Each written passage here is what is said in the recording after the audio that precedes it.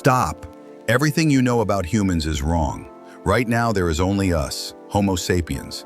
But for millions of years, the world was a diverse, dangerous zoo of human species. Imagine a world where you had to compete with a creature smaller than a child, but capable of complex thinking. Or an 8-foot-tall behemoth in Asia. That world was real. The truth about our ancestors is a tangled mess of giants, hobbits, and ghosts. I'm going to take you through all of them, from the first human to the last rival. You won't believe how strange our family tree really is. First, a quick note. Paleoanthropology is a messy business. Defining a human species is tough. There are no simple cages for nature, as nature is fluid and not always able to be thrown into some rigid classification system. We find a tooth, an eyebrow ridge, and we have to name an entirely new person. So, forget the strict definitions and let's get to the action. We're talking about homos, those with bigger brains, complex tools, and a more human-like existence. Now, meet the traveler, Homo ergaster. This species, which appeared around 2 million years ago, was the ancestor of about all later species and very important in human evolution. They looked like modern humans and were much larger than their predecessors. Their most important legacy is the tools they made. They inherited the Oldowan tool industry, but by about 1.6 million years ago, they created the advanced Acheulean tool industry. They invented fire, clothing, spears, and dwellings. This leads us to Homo erectus. H. ergaster is often considered a subset or subspecies of H. erectus. Erectus was the game changer. They spread around much of the Old World, and their large geographical isolation caused a lot of diversity to form in the species. They thrived for almost 2 million years and were the first to be so widespread. As erectus populations became isolated, a muddle in the middle began. This is where things get complicated. Diverging from erectus was Homo antecessor, which occupied Western Europe as far back as 1.2 million years ago. Despite their name, they are thought to be an evolutionary offshoot that died out. Now, meet the traveler, Homo ergaster. This species, which appeared around 2 million years ago, was the ancestor of about all later species and very important in human evolution. They looked like modern humans and were much larger than their predecessors. Their most important legacy is the tools they made. They inherited the Oldowan tool industry, but by about 1.6 million years ago, they created the advanced Acheulean tool industry. They invented fire, clothing, spears, and dwellings.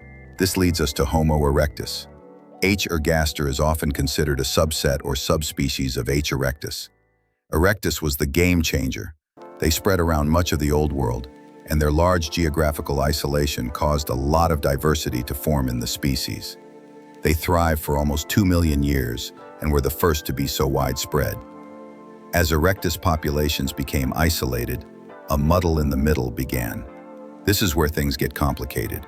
Diverging from erectus was Homo antecessor, which occupied Western Europe as far back as 1.2 million years ago.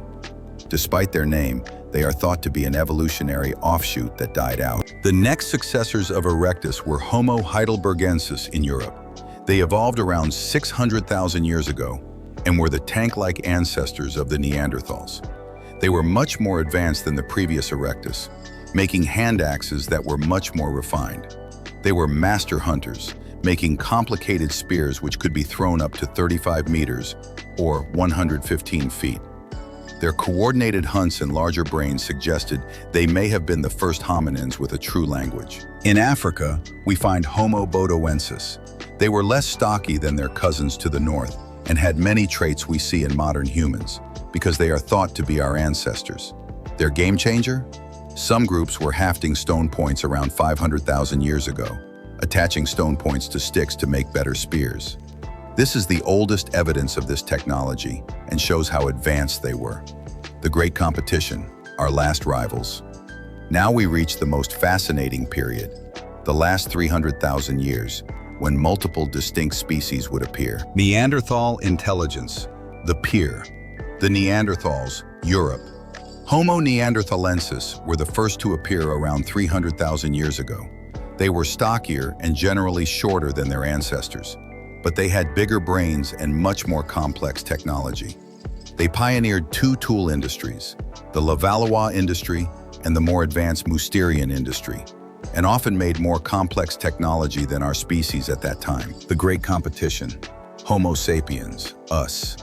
Our species appeared around the same time as the Neanderthals, evolving from H. bodoensis or its related forms. Our morphology is characterized by a taller, more rounded brain case and lightly built skeletons.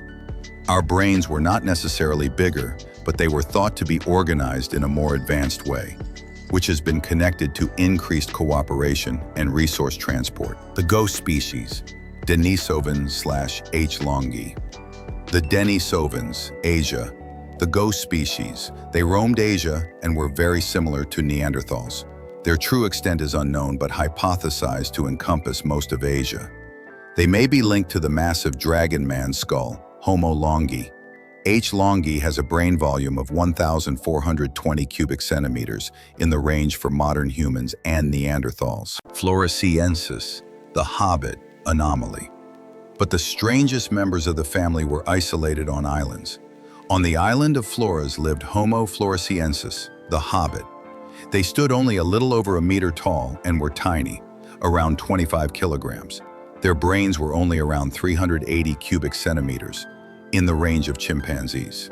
They became tiny due to insular dwarfism, likely because of a lack of resources and no evolutionary pressure to remain large. And in the Philippines, on the island of Luzon, lived Homo luzonensis.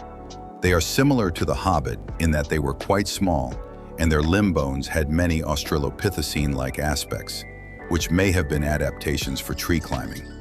They were very capable hominins, as butchered remains have been found alongside their simple yet effective tools. Also living in Africa at this time was the very strange Homo naledi. They were quite small, only being around 143 centimeters, and had a very small brain, similar in size to extinct Australopithecines. However, the structure of their brain was contemporary to derived Homo, suggesting intelligence. The most fascinating aspect is that their remains, found in a cave in 2013, suggest they may have been buried. Resolution/legacy. Now, every one of those 13 or 14 species is gone. This last 300,000 years went up to 7 species like Neanderthals, modern humans, Denisovans, H. erectus, H. naledi, H. floresiensis, and H. luzonensis lived concurrently. Must have been a fascinating time. Our victory wasn't inevitable. It was a matter of small, powerful advantages that let us thrive where so many others failed. The next time you look in the mirror, remember that we are a tiny, fragile branch on an enormous, complex tree. Final, strong CTA. The truth about our past is still being discovered.